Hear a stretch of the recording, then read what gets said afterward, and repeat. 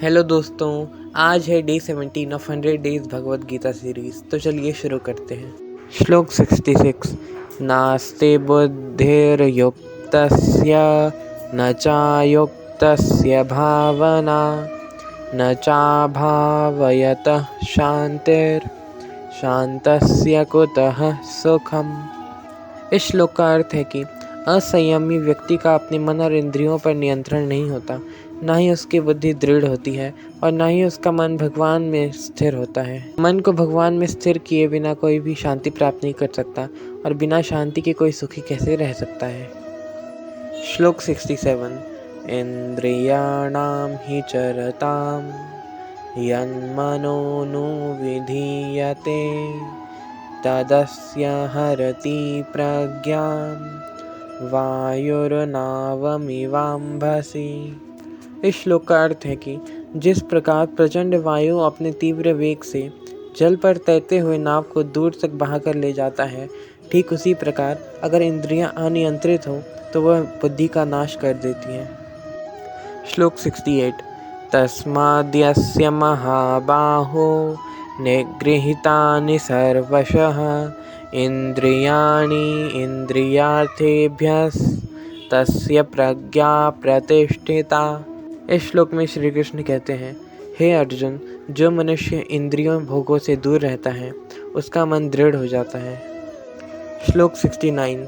या निशा सर्वभूतानां तस्यां जागर्ति संयमी यस्यां जागृति भूतानि सा निशा पश्यतो मुनेः। इस श्लोक में श्री कृष्ण कहते हैं, जिसे सब लोग दिन समझते हैं वह आत्म संयमी के लिए रात्रि है, तथा जो सब जीवों के लिए रात्रि है वह भगवान को जानने वाले मुनियों के लिए दिन है। श्लोक 70। आपूर्यमाणमचल प्रतिष्ठं समुद्रमापः प्रविशन्ति यद्वत् तद्वत् कामायं प्रविशन्ति सर्वे स शान्तिमाप्नोति न कामकामी। इस श्लोक में श्री कृष्ण कहते हैं, जिस प्रकार से समुद्र उसमें निरंतर मिलने वाली नदियों के जल प्रवाह से भी अशांत नहीं होता, ठीक उसी प्रकार एक ज्ञानी अपने चारों ओर इंद्रिय भोगों को देखकर भी अशांत नहीं होता और अपने मन को शांत रखता है। श्लोक 71। विहाय कामान्यः सर्वान् पुमाश्चरति निःस्पृहः निर्ममो निरहंकारः स शांतिमधिगच्छति। इस श्लोक में श्री कृष्ण कहते हैं, जिस मनुष्य ने अपनी सभी भौतिक इच्छाओं का त्याग कर दिया हो तथा इंद्रिय तृप्ति की लालसा और अहंकार का भी त्याग कर दिया हो, वह पूर्ण शांति को प्राप्त होता है। श्लोक 72। एषा ब्राह्मी स्थितिः पार्थ नैनां प्राप्य विमुह्यते स्थित्वा स्यामन्तकालेऽपि ब्रह्मनिर्वाणमृच्छति।